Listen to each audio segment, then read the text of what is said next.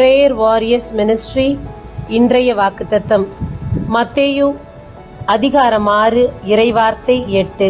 நீங்கள் கேட்கும் முன்னரே உங்கள் தேவையை உங்கள் தந்தை அறிந்திருக்கின்றார். அன்பார்ந்தவர்களே, இந்த நாளில் உங்களுக்கு என்னென்ன தேவை என்று நம்முடைய தந்தை அறிந்திருக்கிறாராம். சாதாரணமான உலக பிரகாரமான தந்தையே தன் பிள்ளை மீன் கேட்டால் பாம்பை கொடுப்பானாம். ஆனால் நம்முடைய வானக தந்தை நாம் கேட்பதற்கு முன்னதாகவே நமக்கு என்ன வேண்டும் என்று அறிந்திருக்கிற தேவன். ஆகையால் நம்முடைய ஜெபத்தின்படி நீங்கள் எதை விரும்புகின்றீர்களோ அதையே கொடுக்க அவரும் போதுமானவராக இருக்கின்றார்.